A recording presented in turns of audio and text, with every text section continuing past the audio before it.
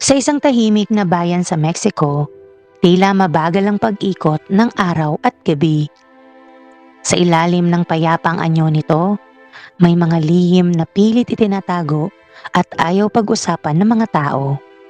Sa bayan ng Alamano, Temapache sa estado ng Veracruz, umusbong ang isang salaysay ng tapang, trahedya at katahimikan. Ito ang kwento ni Irma. Kung hangad mong malaman ang buong detalye ng kanyang sinapit at ang mga pangyayaring bumalot sa kanyang kamatayan, tara at aking isasalaysay. Bago tayo magpatuloy sa aking kwento, paki-subscribe ng aking channel.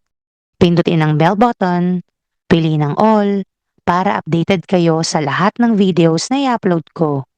At huwag niyo rin kalimutang i-like at i-share. Maaari rin kayong magpahatid ng inyong saloobin gamit ang comment section sa baba. At paki-follow na rin ang Facebook ng MagTV page. Umaga ng July 18, 2025, karaniwang araw sa Alamo, mainit ang hangin, abala ang palengke, at masigla ang mga tao. Walang nakapansin na sa araw na iyon, magsisimula ang isa sa mga kasong yayanig sa buong Veracruz. Sa gilid ng kalsadang Sor Juana Inez de la Cruz, may nakaparadang puting taxi. May numerong 554 sa gilid.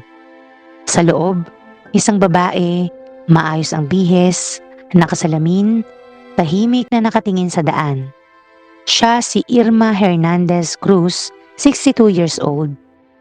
Isang retiradong guro o maestra hubilada na ngayon ay taxi driver. Halos buong buhay ni Irma ay ginugol niya sa pagtuturo sa mga paaralan ng Veracruz, lalo na sa Zona Escolar 041. Marami ang humahanga sa kanya. Mahigpit, ngunit maunawain. Tahimik, ngunit matatag. Nang siya'y magretiro, pinili pa rin niyang magtrabaho. Hindi dahil sa pangangailangan, kundi sa paniniwalang ang marangal na hanap buhay ay hindi kailanman nakakahiya.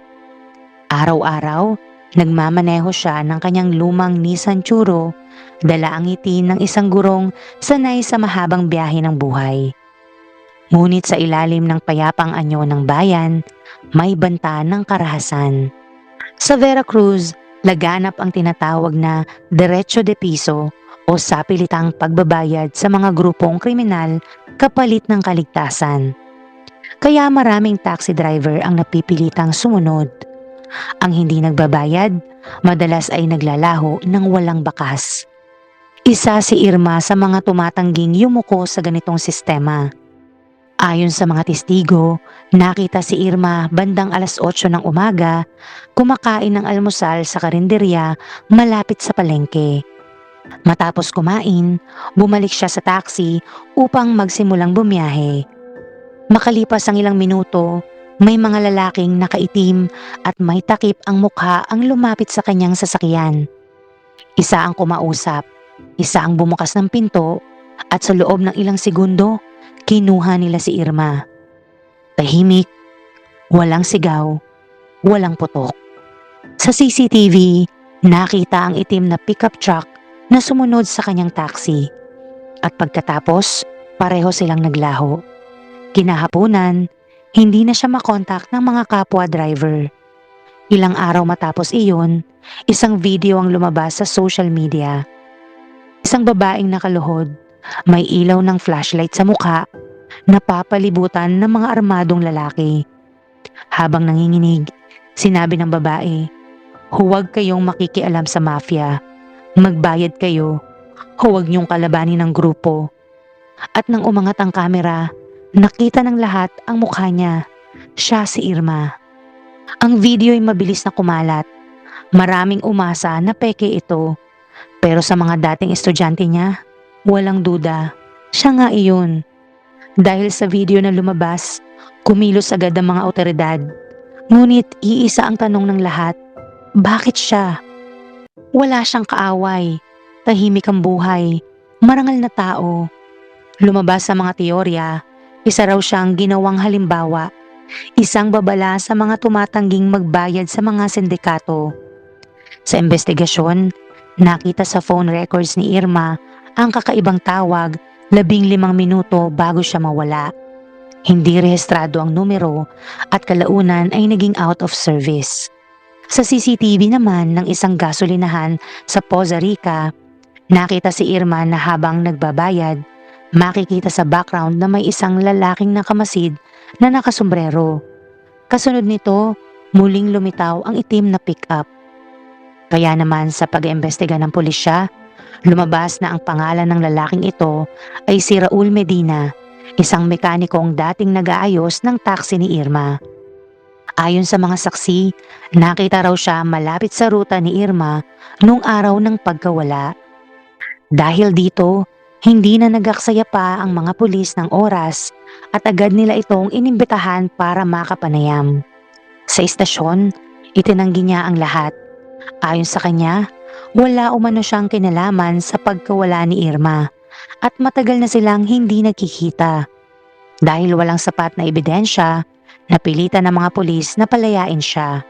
Ilang araw ang lumipas matapos ang pagkawala, natagpuan ng mga pulis ang puting Nissan Churo ni Irma sa liblib na lugar.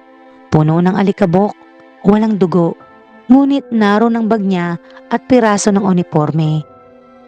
Maliban dito, isang mangingisda ang nakakita ng isang lumulutang na lalagyan sa ilog Tuxpan.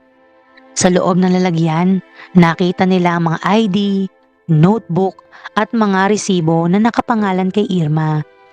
Sa likod ng notebook may nakasulat na number 47R.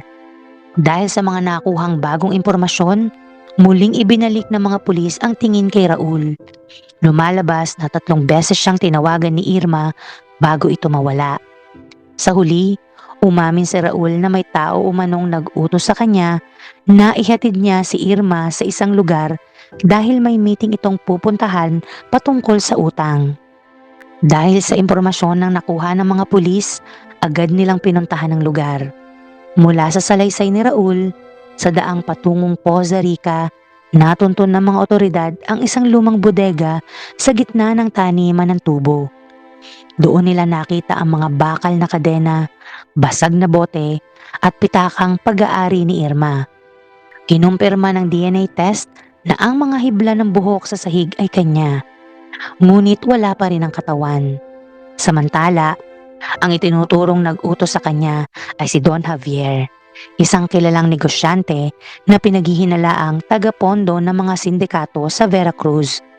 2 linggo matapos mailabas ang pangalan niya, natagpuan siyang patay sa loob ng kanyang sasakyan na may tama ng bala sa ulo.